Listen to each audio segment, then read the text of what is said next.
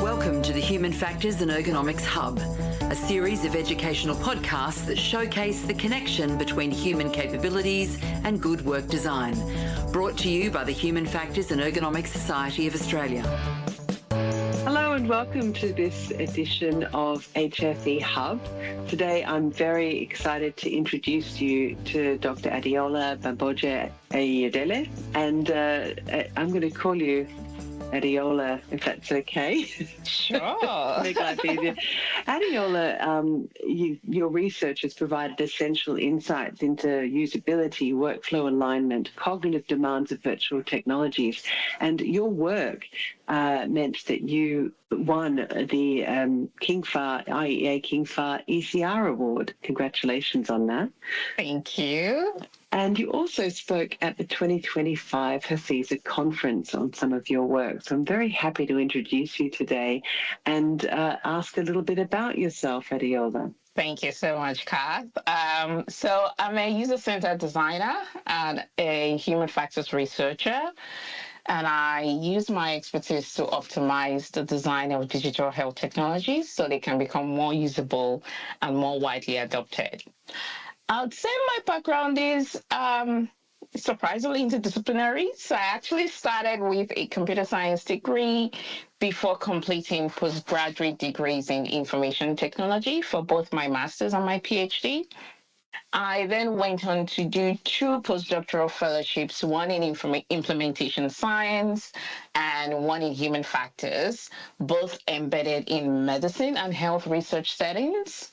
And I suppose that combination really allowed me to work at the intersection of 3 things: design, technology, and healthcare, where human factors play such a critical role in tackling complex challenges and shaping digital innovations that genuinely work for people.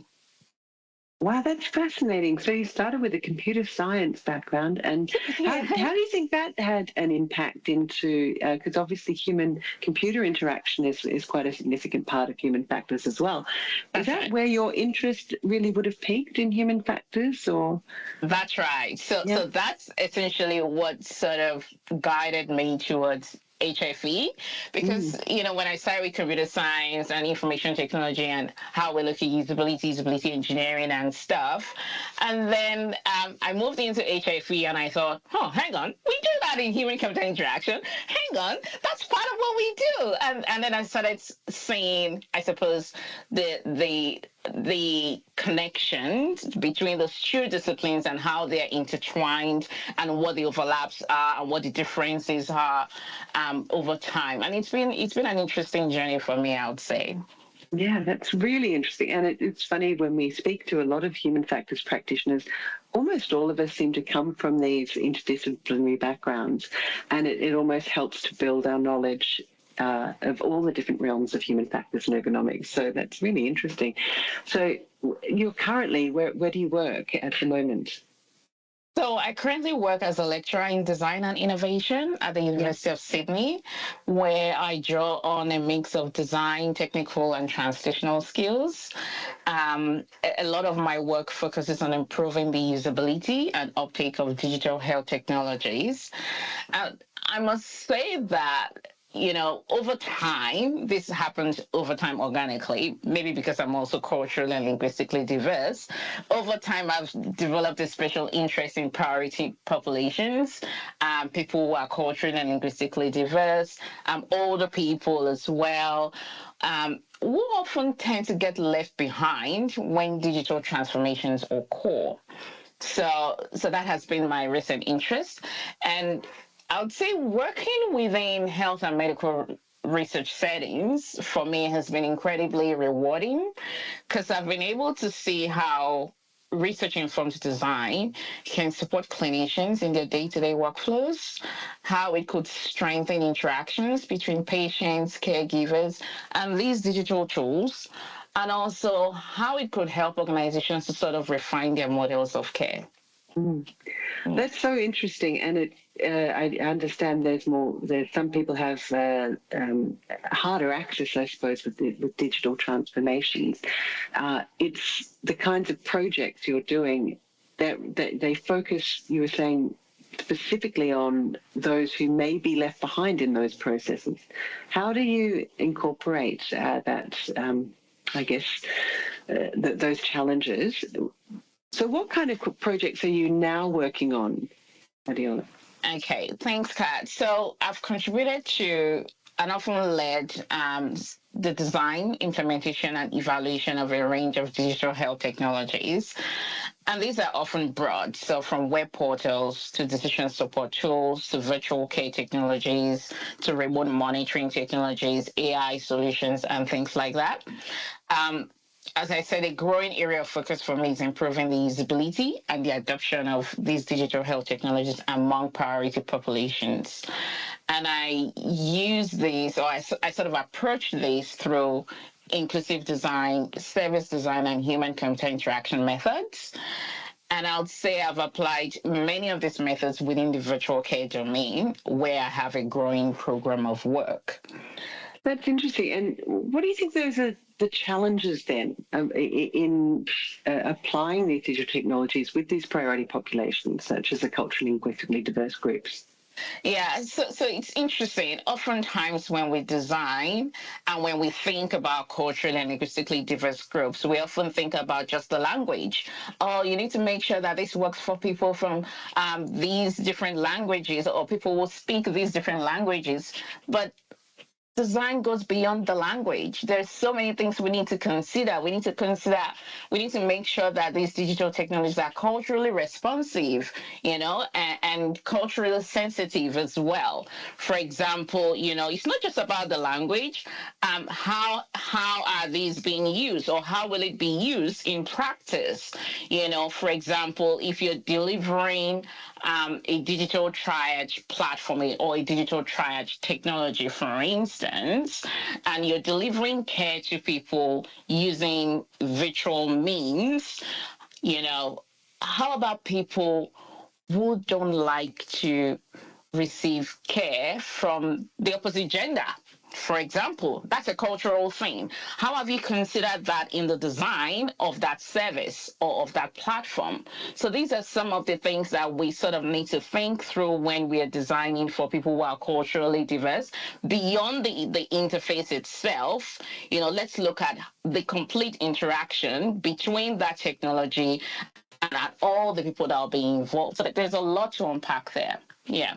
There really is. It's such a fascinating area, particularly because belief systems and how you interact, even with a health system as a face-to-face user, not a virtual user, is already problematic enough. And then you've added in some cultural, virtual care issues in there as well. The area of virtual care, you recently received, as I mentioned in the introduction, the Kingsar Early Career Researcher Award and for your work here. Can you tell us a little bit about that? Thank you so much, Kath. It was unexpected, I would say, but a very meaningful recognition for me. The award was tied to some of the research we did around examining how clinicians and patients detect and manage clinical deterioration in virtual care environments. And that's interesting in that we often don't think that patients actually have quite a lot of work to do to help detect deterioration and to help manage deterioration when they're at home. Remember, they're not in front of the clinician at this point. In a virtual care environment, they are actually at home on their own with all these gadgets. So in that study, we used the SIPS framework to map the processes involved in detecting and managing clinical deterioration. And we identified work system barriers and facilitators. We found that nurses and patients were actually really key in detecting deterioration because they were the ones, particularly the patients and their caregivers, they were the ones with those gadgets measuring their vital signs and all those important bits. On the other hand, the doctors primarily managed deterioration, We also found that there were more barriers in the detection process, such as duplicated work, communication challenges, difficulty assessing some signs virtually. So all of that came up, and I suppose the analysis we did then informed changes to workflows and technologies within the services involved. So more broadly, it contributed to my ongoing collaborations with health districts, where the recommendations from that study and related studies have informed design decisions and real-world improvements in how virtual care is delivered. So for me, I would say the award reflects the value of applying human factors and economics collaboratively, working alongside clinicians, the health service managers, the IT staff, patients, the caregivers, to ensure the virtual care systems genuinely support all these people that rely on them. That's really such a fascinating area, because you often think of the interaction only between the clinician and the patient, and, including so many other players in the system. IT staff, I would never have thought. I think the collaborative approach particularly is so useful, and I was interested when you were talking about virtual care environments, about how those players who aren't at that forefront, the initial discussion, as I said, between the clinician and the patient, how do you involve those other players in the system when it is a virtual care environment? How can you incorporate them? I think it all starts from the beginning, right from the point at which we're thinking about, this technology, bringing this technology into practice. Right from the beginning, we need to involve everyone that will be impacted, let me put it that way, because we often think, well, this is for doctors and patients, or this is for nurses and patients. We often don't remember that there's so many people involved in that chain. There are so many other stakeholders that actually need to know about this, that their work would slightly change or will be done differently one way or the other due to the, this technology that you're bringing into practice. So I suppose right from the word go, right from the moment in which we are thinking about it, we should start talking to everyone that will be touched by it one way or the other. Because virtual care really is, it's likely to continue. This is not something that is a flash in the pan idea. This is going to be part of our lives. Can you see any risks with us continuing at the current sort of focus really on detecting deficiencies? You were talking about deterioration, even just which is, I guess, the bread and butter of a consultation over virtual care, right? And we're detecting where a patient might deteriorate. If we weren't to involve the human in the design, what are those risks? I mean, they seem obvious, but they may be larger impacting risks, yeah? Well, you're right in that virtual care has come to stay since the pandemic. We're looking for different ways to roll this out more broadly to different conditions and in different use cases. So that's important. But there are lots of potential risks, like, for example, if virtual care isn't handled correctly, or if deterioration is not detected on time, like, people could actually be harmed. And we don't want that to happen. We don't want the introduction of new technology to lead to patient harm. We are introducing new technology because we think it works. It can support care delivery better. The important thing for us, however, is to do it properly, is to do it right from the beginning, not as an afterthought, not, bringing people in at the end of the day just as a tick box exercise. We need to think about everyone right from the word go, because there are consequences or potential unintended consequences related to the issue of harm, related to, patient safety, related to things like even trust. You want people to trust the systems, you want people to use the systems. Now, if these technologies are there, you've invested a lot of dollars into it, but people are not using it, it means the potential benefits are not being realized, and you're wasting a lot of money, taxpayers' money. So to make sure that we get it right from the word go, we need to involve everyone that will be touched by the technology, and we need to do it right. Yeah, I can see how the award was given to you, Adeola, because it really is such an important. I know I hear the way you speak, particularly about consideration of, and we talked a little bit about the cultural issues, but when you're talking about a person in their home, and we know how much context will drive someone's behaviour, how that would drive their belief in, are they getting the service that they need? Are they being heard? Is their whole condition being appreciated, and including their environment, and who is around them? Because I'm assuming when you're looking at a virtual care, you're only doing a one-on-one with the patient. They may not disclose all the information that's happening around them as well, which could be affecting their care. Yes, sorry to jump into that. One thing that we found as part of the facilitators, really, and I must commend our clinicians, is the relationship they build over time between the clinicians and the patients. I think our clinical workforce have actually done quite a lot of work in trying to uplift their skills in that virtual communication, in trying to bring that relatedness and that relationship, that trust between the clinicians and the patients, to make them comfortable enough to at least, share some of those social elements that might be impacting their care as well. Because as you said, there's only so much you can see on the screen. The patient has to be willing to talk to you, to share a little bit more about what's actually going on and how that impacts their care. So I think that's one thing that we're doing really well, and which obviously we can continue to do better in. But it goes beyond the interface. It goes beyond the technology itself. There are so many elements that come together to make these technologies work in practice. And what do you think those key elements are? I mean, I'm thinking you and I are speaking, for example, over a Teams meeting. We've put the video on because we can communicate more easily. That may be a key element. What are the other key elements in that interface with the virtual care? I mean, we spoke about the other players, but what are some of the other key factors that you need to?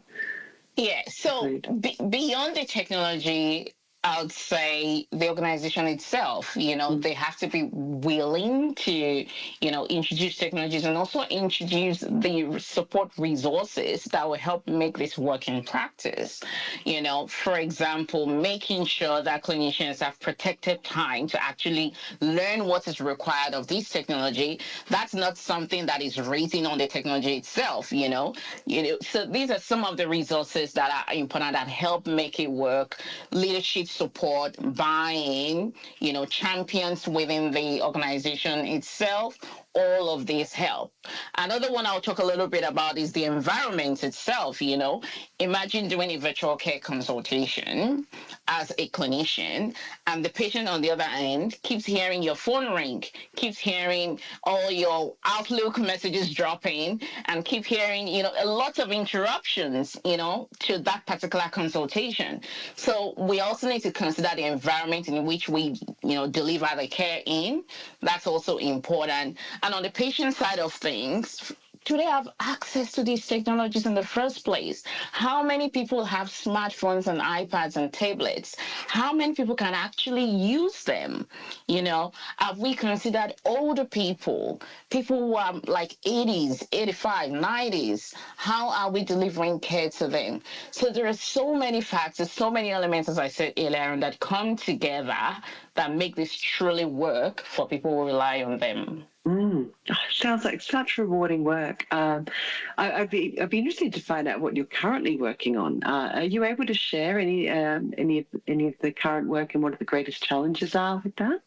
Yeah, sure. So as I mentioned earlier, one strand of my research focuses on virtual care, and I'll say even though virtual care expanded rapidly during COVID-19, a lot of solutions are still hard to use, hard to scale, and had to sustain because of gaps in their design, implementation, or evaluation. So to sort of address this or work in this space, I've been leading a collaborative industry-based project. examining consumer expectations and experiences with Health Direct Australia's virtual triage platform. We call it the virtual front door. And I suppose the project was co-designed with clinicians and managerial leads from Sydney Children's Hospital Network, Sydney Local Health District, Virtual Care Services, consumer representatives, and Health Direct Australia themselves. I suppose one of the biggest challenges has been making sure that virtual care solutions genuinely align with consumer needs and remain usable across diverse contexts, especially as technologies and health systems continue to evolve. Wow. And so because and this is so important, aligning the service with the user needs. This is often the forgotten part. We think it's a fit once that needs change and vary. What are some of the emerging risks you've seen, or I guess the emerging user needs that may not be compatible with virtual care? There are so many. I wouldn't say they're not necessarily compatible with virtual care, but I would say we need to pay a little bit more attention into, again, priority populations, people who are culturally and linguistically diverse, people who live in regional or resource-constrained settings. We need to pay attention to them, and even older people as well, because, when we design some of these technologies, I think it's really important for us to consider how people might call them outliers, how the outliers might use it. So if we design for the majority, some people will be missed, some people will be left behind. But if you design in your mind and consider all these other people, they might not be the majority, but they are a very important part of our community. So we need to design with them in mind right from the word go. Absolutely. And it's such as I said, you've done a lot of research in this area, and I'm wondering if you would do anything differently, if you could do something again or rethink the research or work, what would you do again differently?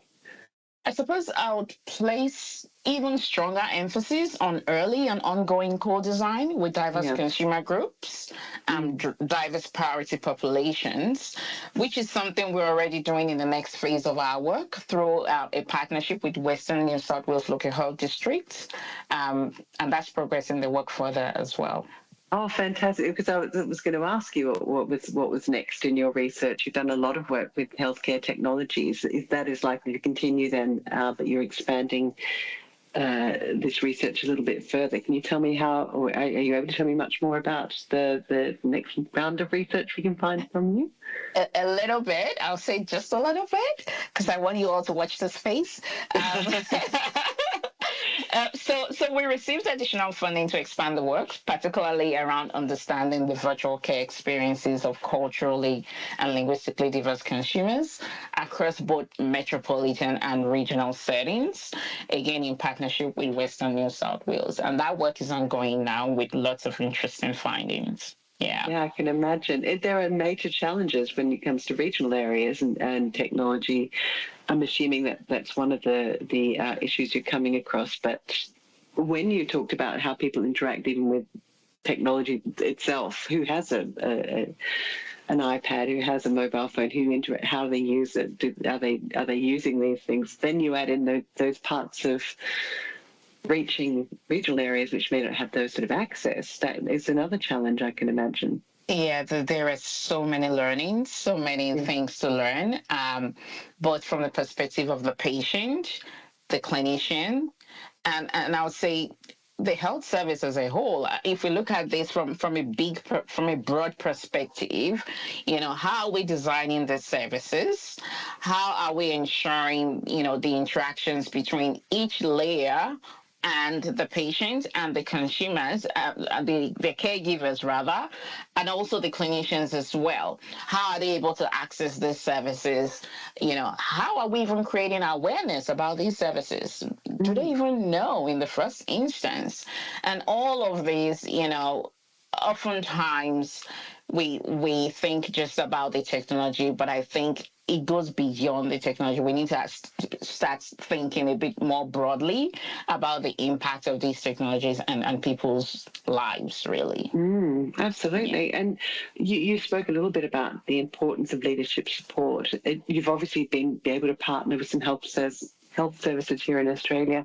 Do you see that there are barriers there in selling that message to redesigning a health service so that it may not be working as best as it can for all the consumers? Do you think all health services are open to this sort of? I think they're really open to this redesign.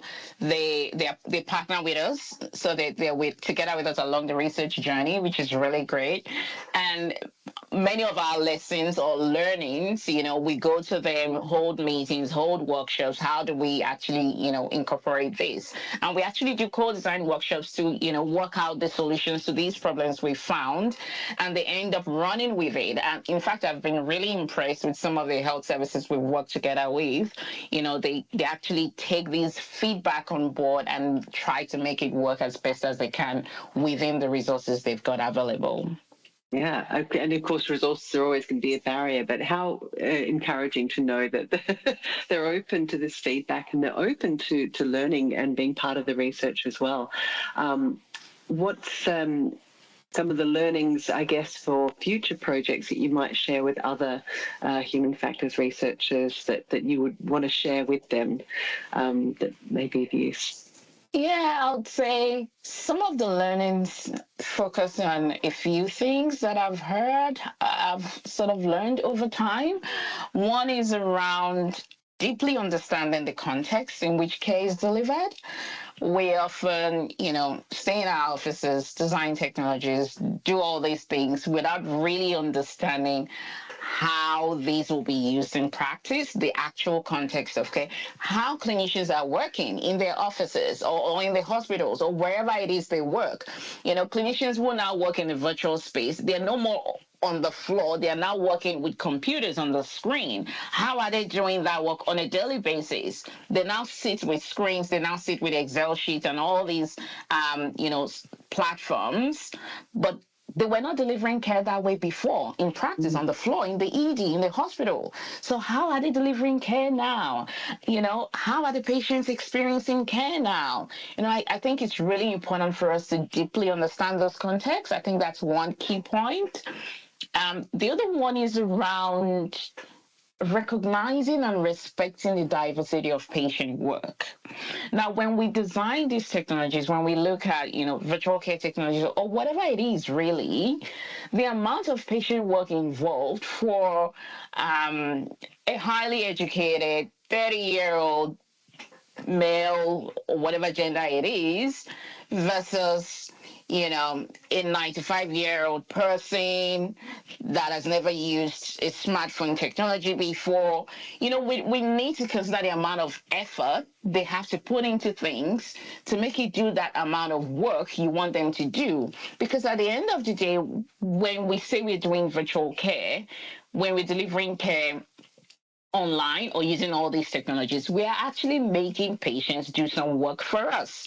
Some of the work that clinicians would have done in the past. For example, taking your own vital signs. What is your temperature? What's your blood pressure? They now have to do some of these things. They now have to use all these technologies to, gather some of this data, use the app, use the pulse oximeter, transfer the data through the app to whatever dashboard you're using. So there's quite a lot of work going on there, and we should recognize and respect the diversity of that work for different cohorts of patients. That's so true. So your message, I guess, for other new, because you were, I guess, an early career human factors researcher, you're still quite young, and you've learned some really key concepts. You understand the context of the work and you understand the user in the work. And that's right. Yeah. That's right. I could add two more things to that, which is around embedding inclusive and iterative design approaches across the technology life cycle, and also anticipating and addressing implementation and evaluation challenges early rather than retrofitting solutions later. Because oftentimes people come to us and say, oh, I want you to do this human factors evaluation of this technology. And we often say, you should have involved us from the beginning. You should have told us right from the beginning when you're thinking about it, not when you've done it and you're retrofitting solutions, which is more costly for you that you're delivering that service or that technology. So I suppose these things or these lessons continue to guide how I design digital health tools that genuinely work for the people and the communities that truly depend on them.